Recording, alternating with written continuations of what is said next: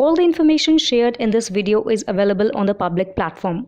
Nothing is discussed here which may breach the confidentiality of our armed forces. Defense Detective respects our defense forces and works only on the information that is available for public use. Hello friends, welcome to another episode of Defense Detective Global. We are here with the third and the last video of INS Vikrant versus the Deshbhakt series. Please watch this video till the end because we have countered the biggest claim of Mr. Akash Banerjee that Chinese missile DF-21D can destroy INS Vikrant or any other Indian aircraft carrier very easily. But before we begin this video, we would like to clarify again that our intention to make this video is not to humiliate or defame Mr. Akash Banerjee or his YouTube channel Deshbhakt in any way. In the video he made about INS Vikrant, there are some information and questions which according to us need to be countered. We hope that Mr. Akash Banerjee will take this in a positive manner. We would like to render an apology in advance if we are wrong anywhere. We have provided the links of the last two parts of this series in the description box. If you have not watched them yet, please watch them. Now coming to the biggest claim by Mr. Akash Banerjee that the need for aircraft carriers is over and they are not important for the war. He also claimed that China will destroy an aircraft carrier like INS Vikrant very easily. Akash Banerjee has said in his video that aircraft carrier technology is being completely obsoleted because China has made an anti-ship ballistic missile called DF-21D. Its nickname is Carrier Killer. In 3 minutes, this missile will fly from Delhi to Chennai and destroy that aircraft carrier with pinpoint accuracy. INS Vikrant is flowing out, going to seize, trials are beginning, but it is technologically obsolete as China can destroy it anytime. We will talk about DF-21D later. First, let's talk about whether today an aircraft carrier is needed or not. See, this debate is going on since a long time. We have only one question for people like Mr. Banerjee who thinks that there is no need for an aircraft carrier. And the question is that if there is no need, then why is China building a third aircraft carrier? Why does the US have so many aircraft carriers? Currently, the United States is the only country in the world which has the maximum number of 11 operational aircraft carriers. Although there are a total of 47 aircraft carriers active in the whole world, which are being used by the navies of 14 countries. And this is an age-old debate that aircraft carriers are no longer of any use means they are useless. The biggest reason given in the support of this debate is that building them is very expensive. One should understand that building aircraft carriers is a very expensive deal for those countries which are not involved in big conflicts like India, China or the US are involved in, or those countries whose sea borders are not huge, unlike India, China or America. To prove this point, we will mention Dr. Robert Farley. He is a well-renowned American security and diplomacy expert. Dr. Robert Farley wrote an article on this topic for the 1945 website. This article was published on 20th July 2022. The article was titled, "The Aircraft Carrier Question, Obsolete or Not?" Dr. Farley's first answer to this question is no. According to him, aircraft carriers are still very useful from a military point of view. He refers to the increasing threat from China and says that the anti-assess or area defense system of systems developed by China may not be nearly as lethal in operation as it is in principle. Aircraft carriers still provide mobile airfields that are arguably more survivable than static facilities. Dr. Farley says that even if carriers are at risk in specific high-intensity combat scenarios, they remain effective in dozens of other conceivable military operations. It means that even if the Lakshadweep, Andaman and Nicobar Islands are developed as an unsinkable naval asset, the aircraft carrier has more chances to survive an enemy attack than them. We're not saying that Lakshadweep, Andaman and Nicobar Islands should not be developed as unsinkable naval assets, but it does not mean that the aircraft carrier should be left out. Dr. Robert Farley further says that the second reason that why aircraft carriers are still important is prestige. Operating an aircraft carrier is a moment of great prestige for a navy and for a country because it always makes the enemy feel its capability and strength. The same applies to China and India. Because through aircraft carriers, they can show the modernity of their navy to the world as well as make them realize their great power. The battle is not fought only with weapons, it is also fought psychologically. Having an aircraft carrier with the country's navy is very important for psychological warfare. This is also important as we know well about China. We all know very well how China attacked us in 1962 amidst slogans of Hindi Chini Bhai Bhai. It attacked India by diverting us by the fake show-off of bonhomie. And INS Vikrant is also a preparation for preventing China to not repeat its act of 1962. And if Mr. Akash Banerjee doesn't trust the words of an expert like Dr. Robert Farley, then we have another expert who has worked in the US Navy. We found an article on the website named taskandpurpose.com written by James Seddon. This article was written on 22nd June 2022. The heading of the article is self-explanatory, which is, No, aircraft carriers will not be useless in a war with China. James Seddon has retired from the US Navy as a surface warfare officer. He has served in the US Navy for 21 years. In his article, James Seddon refers to an article by Jeff Schogel titled US Navy Aircraft Carriers May Be Useless in a War with China, which quotes a RAND defense researcher. The researcher had made two main points. One, that Chinese satellites can now track carriers at sea in real time, and second, that therefore Chinese anti-ship ballistic missiles could easily destroy them. Countering both these points, James Seddon says that both of these assertions are far from a sure thing given the evidence. A lot would have to align before China's military could successfully hit a carrier at sea with a ballistic missile under wartime conditions. Seddon says further in the article that the electronic warfare system of the US is so strong that it can delay the data being sent by the Chinese satellite. It means that the target data will reach late, due to which the missile will not be able to hit its precise target. The aircraft carrier will have moved away by the time the Chinese satellites get its location. The latest example of how strong is the US in electronic warfare was seen in the Taiwan-China dispute recently. China made innumerable attempts to track former US House Speaker Nancy Pelosi's airplane during her Taiwan visit, but its electronic warfare failed. And it's not us saying that China has lost the battle of electronic warfare with the US. South China Morning Post is saying so.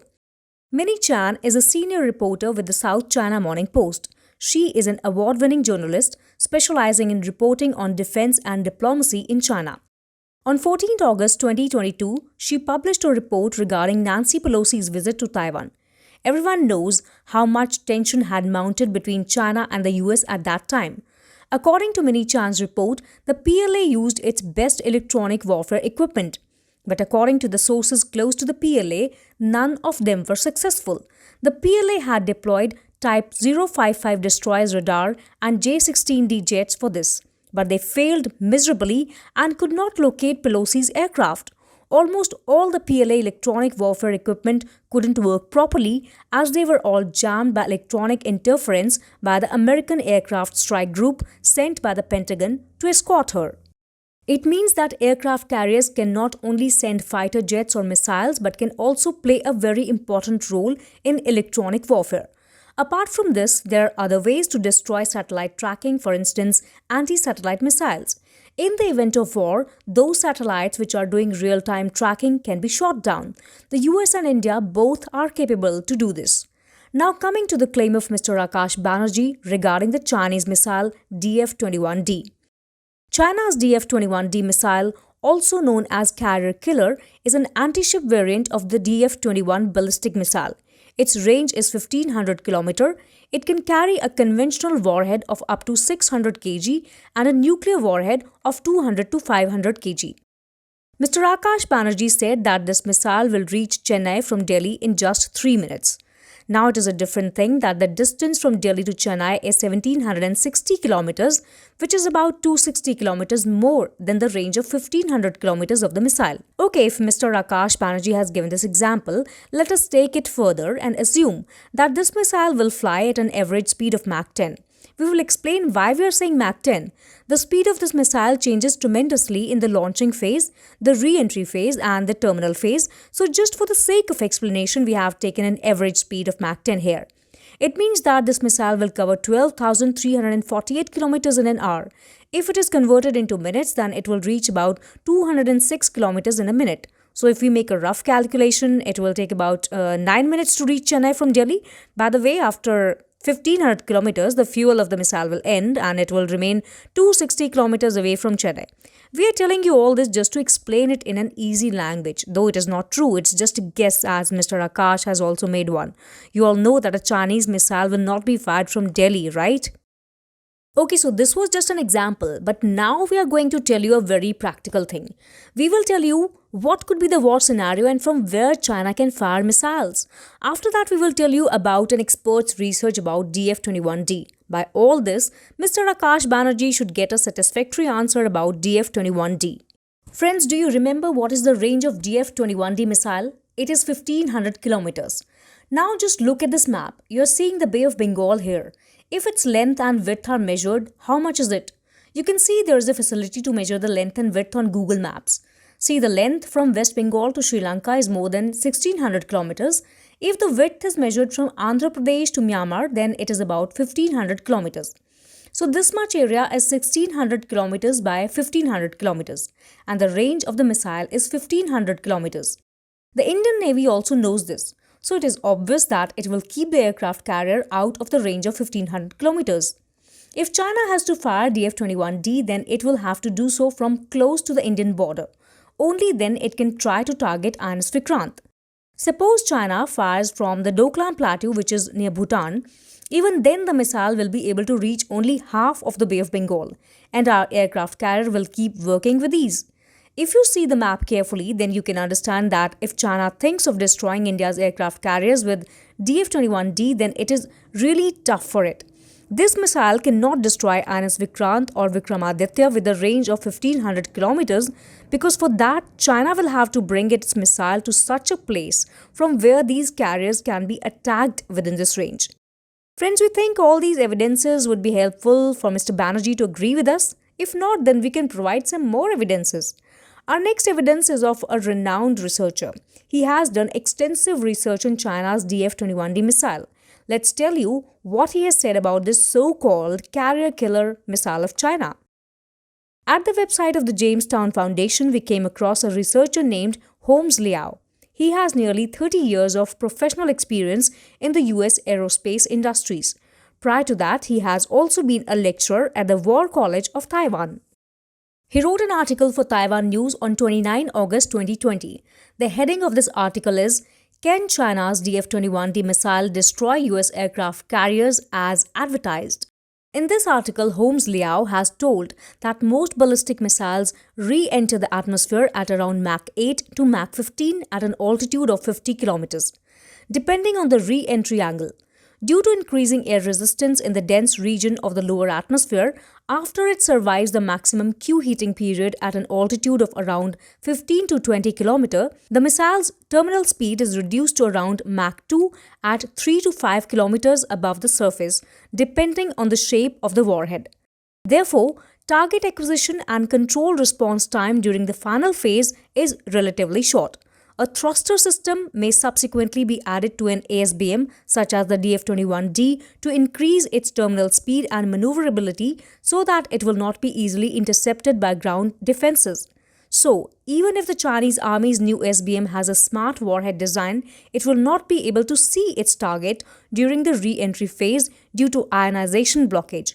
Only once it slows down in the lower atmosphere can it start reaching for its target, which is not too different from an air-breathing platform at this stage. Therefore, a final speed of more than Mach 2 for the DF-21D's warhead is the maximum. This allows the ASBM enough time to acquire its target and avoid being intercepted.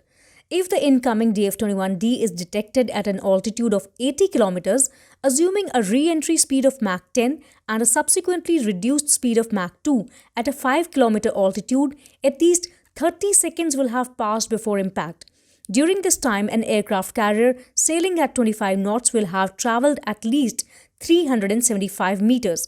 It means that even then the missile can't harm it. Apart from this, the speed of DF-21D is not very high in the terminal phase. This means that the Navy can intercept it through its air defense.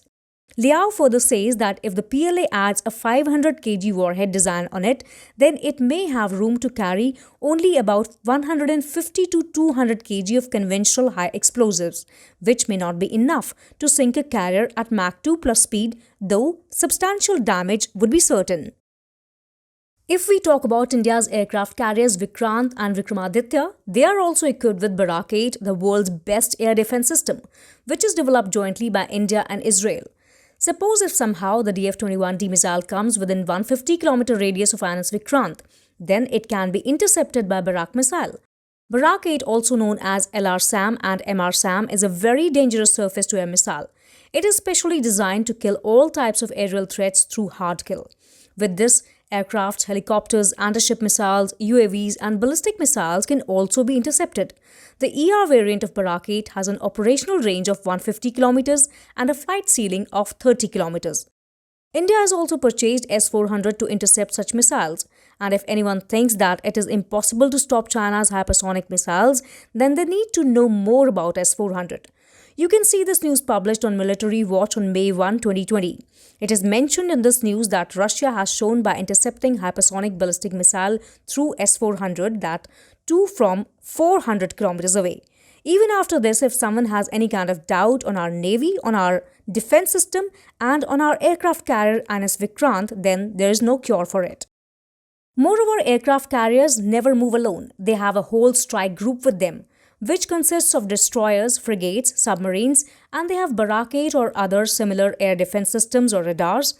In fact, the radars present on Vikrant itself are very powerful. Apart from this, Vikrant is also equipped with electronic warfare suite. The ELM-2248MF Star ISA radar on Vikrant can detect aircrafts from 300 to 450 kilometers away. Moreover, it can detect ski-skimming missiles from 25 kilometers away. Apart from this, Selec's RAN-40L 3D L-band air surveillance radar is also installed in it, whose detection range is also 400 kilometers. So one should understand that INS Vikrant is not a dish ready to be served on a platter. In fact, an enemy attempting to think so is going to have a really hard time. So we request people to not give misleading information about any state-of-the-art weapon systems like INS Vikrant. It is not wrong to find shortcomings in anything, but it is not acceptable if someone gives half-baked or misleading information just to serve their own purpose. So friends, we hope that you have liked this video of Defense Detective Global. Please share it as much as possible so that correct information reaches every nook and corner of the country. Only then we will be able to counter those who spread fake and misleading information. See you soon with another video. Till then, goodbye. Jai Hind.